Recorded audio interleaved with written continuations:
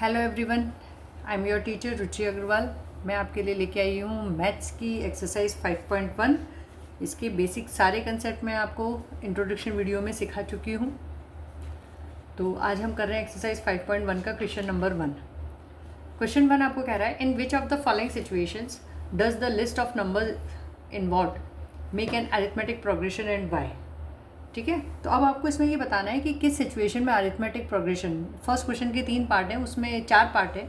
उसमें आपको हर पार्ट में ये बताना है कि किस सिचुएशन में अरिथमेटिक प्रोग्रेशन है और किस में नहीं है, यानी आपको चेक करना है। तो अरिथमेटिक प्रोग्रेशन की हमने क्या कंडीशन देखी थी कि कॉमन डिफरेंस सभी टर्म्स के बीच में सेम होना चाहिए, राइट। और अगर 2 से 3 टर्म्स के बीच में कॉमन डिफरेंस अगर सेम है तो फिर हम उसे क्या कहेंगे, अरिथमेटिक प्रोग्रेशन। तो हम इसमें कॉमन डिफरेंस चेक करेंगे, राइट। तो हम इसका लेते हैं क्वेश्चन नंबर 1।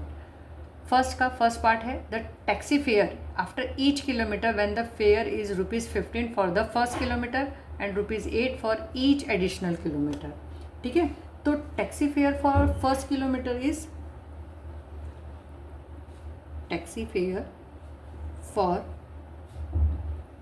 फर्स्ट किलोमीटर क्या दे रखा है, ₹15। ठीक है, और उसके बाद जो एडिशनल किलोमीटर है फॉर एडिशनल किलोमीटर इज ₹15। ठीक है, तो अब हम हर किलोमीटर के लिए निकाल लेंगे, राइट। तो taxi fare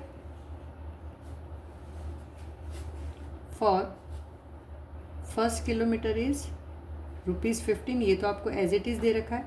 now taxi fare for second kilometre क्या हो जाएगा, ये मैंने गलत लिख दिया है, 15 नहीं, दिस इज़ ₹8 है।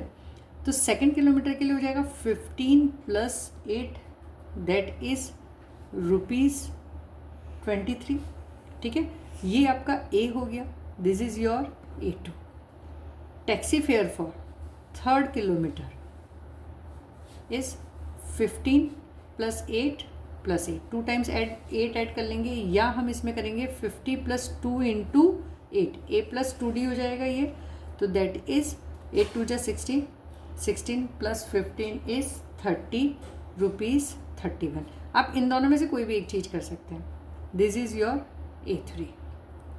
ठीक है, तो अब हम देख लेते हैं क्या कॉमन डिफरेंस सेम है, राइट। तो D = क्या होता है, A2 - A1। A2 is 23 - 15 is 8, A3 - A2, A3 is 31 - A2 is 23, again 8। तो कॉमन डिफरेंस हमारा सेम है। तो since common difference is same, therefore it is an AP। ठीक है, तो ये हमारा क्वेश्चन नंबर 1 हो गया। इसमें हमने बता दिया ये AP है या नहीं। अब हम इसका लेते हैं सेकेंड पार्ट। सेकेंड पार्ट हमें कह रहा है, the amount of air present in a cylinder when a vacuum pumps remove 1/4 of the air remaining in the cylinder at a time.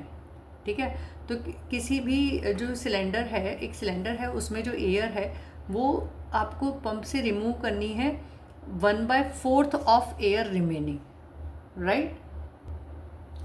ठीक है, तो अब जो रिमेनिंग एयर है उसमें से 1/4 आपको निकालनी है। तो अब सबसे पहले तो हमको लेट करना पड़ेगा कि जो इनिशियली है फर्स्ट टाइम एयर कितनी है सिलेंडर के अंदर। तो let the amount of air in the cylinder is X। ठीक है, X है, तो ये आपका क्या हो गया, A टर्म हो गई। ठीक है, अब फर्स्ट टाइम हमने रिमूव किए पंप में से, ठीक है, तो आफ्टर फर्स्ट रिमूवल एयर कितनी बचेगी, X - 1/4 ऑफ X बचेगी, क्योंकि जितनी जो रिमेनिंग एयर है, जो एयर है उसका 1/4 एयर आपको रिमूव करना है। ठीक है, तो X - 1/4 X, इतनी एयर बचेगी। तो ये क्या हो जाएगा, LCM इज़ 4, तो 4X - X, तो दैट इज़ 3X/4। ये आ गया हमारा A2। 3/4x कहें या 3x/4। अब air after second removal, air after, यहाँ पे एयर भी ऐड करेंगे हम, एयर आफ्टर सेकेंड रिमूवल। अब देखो, अब इसमें हम क्या करेंगे, रिमेनिंग एयर कितनी बची, 3x-4, उसमें से 1/4 ऑफ 3/4x। बात समझ में आई आपको? तो 3/4x minus 1/4 of this much of air, right, यानी 3x/4। ये कितना हो जाएगा, 3/4x माइनस 3x/4, 4 जा 16, एलसीएम इज 16, तो 4 4 जा 16। अब ये आपको एलसीएम आई होप आपको सॉल्व करना आता है, ठीक है। 16 को 4 से डिवाइड करेंगे, वी विल गेट 4 एंड 4 3 जा 12x माइनस 16 को 16 से डिवाइड किया 1, तो 3x into 1 is 3x, that is 9/16x। ये हमारा हो गया A3, ठीक है। इसमें हम फोर्थ टर्म भी फाइंड आउट कर लेते हैं और फिर हम इसका कॉमन डिफरेंस निकालेंगे। अदरवाइज़ आप यहाँ तक करेंगे तो भी आपको समझ में आ जाएगा कि ये AP नहीं है, ठीक है। तो this is air after third removal. अब देखो रिमेनिंग एयर कितनी है, 9/16x minus 1/4 of this air, तो 1/4 ऑफ 9/16x, राइट। तो देखिए इसमें मैं आपको ये वाला अलग तरह से सॉल्व करना भी सिखा देती हूँ, इजीली हम इसे कैसे सॉल्व कर सकते हैं। इसमें 9/16x कॉमन आ रहा है, तो मैंने 9/16x कॉमन ले लिया, क्या बचा 1 माइनस 1/4, राइट। तो this will gives you 9/16x, ये हो जाएगा 4 1 जा 4 minus 1/4, that is 9/16x multiplied by 3/4, तो 9 3 जा 27 एंड 16 4 जा 64x। ये हमारे पास में हो गया A4। ये A3 है, ये A2 है, ये A है and this is A4, right. अब हम देखते हैं क्या कॉमन डिफरेंस सेम है। तो D किसके बराबर होगा, D is equal to A2 minus A1। A2 is 3/4x minus x, then LCM is 4, 3x minus 4x, that is minus x/4, ठीक है। फिर A3 माइनस A2 करेंगे हम, A3 is are 9/16x minus, अब किसको माइनस करेंगे, A2 is 3/4x, LCM is 16, ये 9x ऐसे ही रह जाएगा, 16 को 4 से डिवाइड करेंगे 4 4 3 जा 12x is equal to, that is minus 3/16x। अब यहीं पे आपको पता चल गया कि हमारा जो कॉमन डिफरेंस है D जो है वो है ही नहीं, ठीक है। इनका टर्म्स के बीच का जो डिफरेंस है वो सेम नहीं आ रहा, तो हमें आगे तक जाने की ज़रूरत इसमें नहीं है। तो यहीं पे हम अपना आंसर लिख सकते हैं कि सिंस क्या A2 minus A1 is not equal to A3 minus A2, therefore it is not an AP। तो ये हमारा AP नहीं बना रहा है। तो ये भी एक क्वेश्चन है, इसे प्रैक्टिस करके देखिए। ये बहुत ज़्यादा इम्पॉर्टेंट नहीं है बोर्ड पॉइंट ऑफ व्यू से, पर हाँ स्कूल एग्जामिनेशंस में ये क्वेश्चंस पूछ लिए जाते हैं, तो इसलिए इसको आप प्रैक्टिस ज़रूर करिएगा। और इसके साथ में क्या होता है कि आपका कंसेप्ट बिल्डिंग होता है, स्पेशली ये जो सेकंड वन है, क्योंकि इसमें काफ़ी सारा कैलकुलेशंस हैं इन्वॉल्व हैं, तो इसके लिए ये क्वेश्चन कभी कभी स्कूल एग्ज़ाम्स में पूछ लेते हैं। अब हम इसका करेंगे थर्ड पार्ट कह रहा है, the cost of digging a well after every metre of digging when it costs ₹150 for the first meter and rises by ₹50 for each subsequent metre. ठीक है, आपको फाइंड आउट करना है कॉस्ट ऑफ डिगिंग। किसको डिग कर रहे हैं? वेल को। Cost of digging of well after every metre. ठीक है, after every metre of digging. ठीक है, तो A1 हमारा 150 हो जाएगा, क्योंकि फर्स्ट मीटर के लिए 150 रुपीज़ कह रहा है, और उसके बाद सब्सिक्वेंट जितने भी जो आगे के मीटर्स होंगे उसके लिए वो होगा 50 रुपीज़ इंक्रीज़ हो जाएगा। ठीक है, तो हम कॉस्ट ऑफ डिगिंग लिखेंगे। Cost of digging of well for first metre, this is given ₹150। तो ये हमारा A1 हो गया। ठीक है, then cost of digging of well, फिर सेकेंड मीटर। फर्स्ट मीटर में तो हो गया, फॉर सेकेंड मीटर हो जाएगा ₹150। इसे क्या कहा है कि 150 फॉर फर्स्ट मीटर, और सब्सिक्वेंट मीटर उसके बाद वाले मीटर के लिए 50 मीटर। तो इसके बाद हम करेंगे ₹50।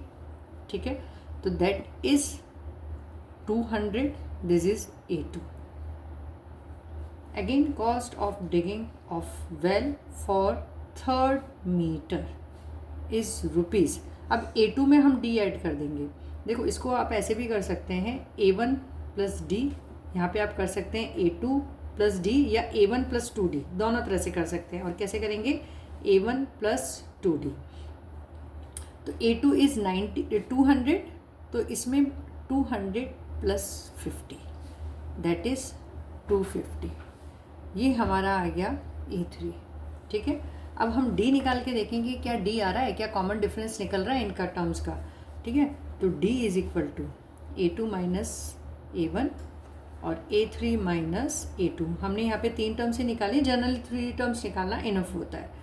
तो 200 माइनस 150 इज़ 50। यहाँ पे 250 माइनस 200 इज़ आल्सो 50। तो देखिए, ये हमारा कॉमन डिफरेंस सेम आ गया। तो D is there, common difference exist कर रहा है यहाँ पे। तो since A2 minus A1 is equal to A3 minus A2, therefore it forms an AP. It forms an AP, right? Fourth part कह रहा है the amount of money in the account every year when ₹10,000 is deposited at compound interest at 8% per annum, right? तो हर साल जो amount of money है 10,000 rupees पे, अगर उसे पर्टिकुलर ईयर्स के लिए अगर रखा जाए, 1 ईयर, 2 ईयर, 3 ईयर्स के लिए, 8% पर एनम की इंटरेस्ट रेट पे कंपाउंड इंटरेस्ट है। ठीक है, तो इसमें आपको याद करिए, आपने 8th स्टैंडर्ड में कंपाउंड इंटरेस्ट का फॉर्मूला पढ़ा था, तो उसको अप्लाई कर आपको इस क्वेश्चन को सॉल्व करना है, राइट? तो सबसे पहले तो हम कंपाउंड इंटरेस्ट के अमाउंट का क्या फॉर्मूला होता है वो रिकॉल कर लेते हैं। A amount is equal to principal, ठीक है, whole 1 plus rate of interest divided by 100 whole T. ठीक है, जहाँ पे P इज